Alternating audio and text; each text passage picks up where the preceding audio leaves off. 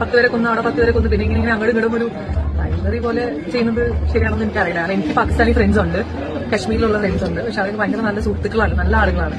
അപ്പൊ നമ്മളിപ്പോ കുറച്ച് ആൾക്കാരെ നമ്മൾ അറ്റാക്ക് പറയുമ്പോൾ മൊത്തത്തിൽ ആ രാജ്യത്തിനോട് ഭയങ്കര എതിർപ്പുള്ള പോലെയല്ല നിൽക്കുന്നത്. ഇവളെ പോലെ രണ്ട് തന്തയ്ക്ക് പറഞ്ഞ മക്കൾക്കൊക്കെ ഈ പാകിസ്ഥാനിൽ ഫ്രണ്ട്സ് ഉണ്ട് എന്ന് പറഞ്ഞ് ഇന്ത്യയും ഇന്ത്യൻ ആർമിയും ഒക്കെ എന്ത് ചെയ്യണമെന്ന് ഇവള് വിചാരിച്ചിരിക്കുന്നത്? എത്ര ലാഘവത്തോടു കൂടിയാണ് ഇന്ത്യയിൽ ഒരു 10 പേരെ കൊന്നതിന് നമ്മൾ തിരിച്ച് 10 പേരെ കൊല്ലണമെന്നൊക്കെ ഇത്രയും കോൺഫിഡൻസോട് കൂടി ചോദിക്കുന്നത്? ഇന്ത്യയിൽ മരിച്ചു വീണ ഭീകരവാദികളാൽ കൊല്ലപ്പെട്ട ഇന്ത്യക്കാരായിട്ടുള്ള ആളുകളോട് യാതൊരു സഹാനുഭൂതി ഇല്ലാതെയാണ് വളരെ ഒരു കൂസലും ഇല്ലാണ്ട് ഇത്രയും മിടുക്കോടെ വന്നിരുന്ന് പറയുന്നത്. സത്യം പറഞ്ഞ് ഇവക്കൊക്കെ ഈ പാകിസ്ഥാനിലുള്ള ഫ്രണ്ട്സ് ആരൊക്കെയാണ്, ഇവക്ക് പാകിസ്ഥാനുമായിട്ടുള്ള ബന്ധം എന്താണ് എന്നൊക്കെ വളരെ കൃത്യമായിട്ട് അന്വേഷിച്ച് തരേണ്ട കാര്യമാണ്. പാകിസ്ഥാൻ ഇന്ത്യയിൽ കയറി വന്ന ഏതെങ്കിലും ഒരു 10 പേരെ കൊന്നതിന് തിരിച്ച് നമ്മൾ ചെന്ന് അവിടുത്തെ ഒരു 10 പേരെ കൊന്നാൽ ശരിയാവൂ എന്നൊക്കെ ഒരു ഉളുപ്പുമില്ലാതെ നവമാധ്യമങ്ങൾക്ക് മുൻപിൽ വന്നിരുന്ന് ചോദിക്കുന്ന മണ്ടന്മാരോടും മണ്ടികളോടും എനിക്ക് ഒന്നേ പറയാനുള്ളൂ. ഇന്ത്യ തീർത്തത് പാകിസ്ഥാനിലെ ഏതെങ്കിലും 10 സിവിലിയൻസിനെ അല്ല. ഇന്ത്യയിൽ എല്ലാ കാലത്തും ഭീകരവാദ പ്രവർത്തനങ്ങൾ അഴിച്ചുവിടുകയും ഇന്ത്യയുടെ സമാധാനത്തെ എല്ലാ കാലത്തും തകർക്കാൻ ശ്രമിക്കുകയും ചെയ്തിരുന്ന പാകിസ്ഥാൻ ചോറ് കൊടുത്തു വളർത്തിവിട്ട ഒരുപാട് ഭീകരവാദികളുടെ ക്യാമ്പുകളെയാണ് ഇന്ത്യ ഇന്ന് തകർത്തിരിക്കുന്നത്. ഇന്ന് നടക്കുന്ന ഈ ഓപ്പറേഷൻ സിന്ദൂറിനെ എതിർക്കുന്നവരോട് പറയാനുള്ളത് ഒറ്റ കാര്യം മാത്രമാണ്.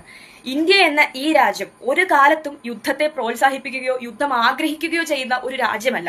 നമുക്ക് ആർക്കും ആഗ്രഹമില്ല ഇന്ത്യ യുദ്ധം ചെയ്യണമെന്ന്. ഇന്ത്യയുടെ പ്രധാനമന്ത്രിക്ക് ആഗ്രഹമില്ല ഒരു യുദ്ധം നടക്കണമെന്ന്. ഇന്ത്യയുടെ സൈന്യത്തിന് ആഗ്രഹമില്ല ഒരു യുദ്ധം നടക്കണമെന്ന്. കാരണം യുദ്ധം എല്ലാ കാലത്തും വിനാശങ്ങൾ മാത്രമേ ഉണ്ടാക്കൂ എന്നുള്ള പൂർണ്ണ ബോധ്യം നമുക്കുണ്ട്.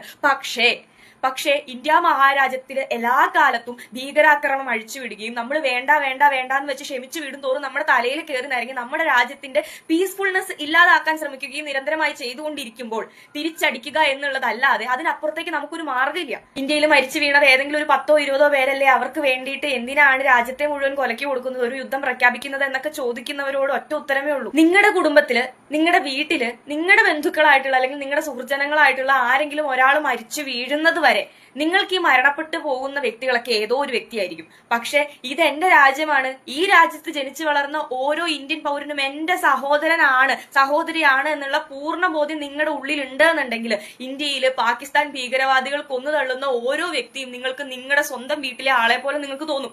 തിരിച്ചടിക്കണം എന്നുള്ള പൂർണ്ണ ബോധം നിങ്ങൾക്ക് തോന്നും. ഇന്ത്യൻ ആർമിക്കെതിരെയും ഓപ്പറേഷൻ സിന്ദൂറിനെതിരെയും അനാവശ്യമായിട്ടുള്ള ഫേക്ക് ന്യൂസുകൾ പടച്ചുവിടുന്നവർക്ക്, അനാവശ്യമായിട്ടുള്ള ചിന്തകൾ ആളുകളിലേക്ക് പ്രചരിപ്പിക്കുന്നവര് ഒന്ന് ചിന്തിക്കണം. നിങ്ങൾ ഇന്ന് വീട്ടിലിരുന്ന് കാലുമേൽ കാലും കയറ്റി വെച്ചിരുന്ന് പുട്ടടിക്കുന്നത് അന്ന് അതിർത്തിയിൽ നമ്മുടെ പാവം സൈനികരെ ആഹാരമില്ലാതെ ഉറക്കം വിളിച്ചിരുന്ന് നമുക്ക് വേണ്ടിയിട്ട് നിരന്തരമായിട്ട് പ്രതിരോധം തീർക്കുന്നത് കൊണ്ട് മാത്രമാണ്. ഇന്ത്യയുടെ തെക്കേ അറ്റത്ത് ഇന്ന് സുരക്ഷിതമായിട്ട് ഇരുന്നുകൊണ്ട് അങ്ങ് ഉത്തരേന്ത്യയിലേക്ക് നോക്കി കുറ്റങ്ങൾ പറയാനും അതുപോലെ പാകിസ്ഥാനിൽ മരിച്ചു വീഴുന്ന ആളുകൾക്ക് വേണ്ടിയിട്ട് കണ്ണീര് പൊഴിക്കാനും ഒക്കെ നിങ്ങൾക്ക് എളുപ്പമായിരിക്കും. പക്ഷെ നിങ്ങൾക്ക് ഇമാജിൻ പോലും ചെയ്യാൻ പറ്റില്ല ഈ ഒരു സിറ്റുവേഷനിൽ നമ്മുടെ സെൻട്രൽ ഗവൺമെന്റ്, നമ്മുടെ പ്രൈം മിനിസ്റ്റർ, നമ്മുടെ ആർമി, നമ്മുടെ മുഴുവൻ ഫോഴ്സുകളും എത്രമാത്രം സമ്മർദ്ദം അനുഭവിക്കുന്നുണ്ടെന്ന്. അതുകൊണ്ട് ദയവ് ചെയ്ത് പാകിസ്ഥാനിൽ മരിച്ചു വീഴുന്നവർക്ക് വേണ്ടി സോഷ്യൽ മീഡിയയിലൂടെ കണ്ണീര് പൊഴിക്കാതെ ഈ സമയത്ത് നമ്മുടെ ഇന്ത്യൻ ആർമിക്ക് വേണ്ടി, നമ്മുടെ നേവിക്ക് വേണ്ടി, നമ്മുടെ എയർഫോഴ്സിലെ പ്രവർത്തകർക്ക് വേണ്ടി പ്രാർത്ഥിക്കുക. മനസ്സിലായോ?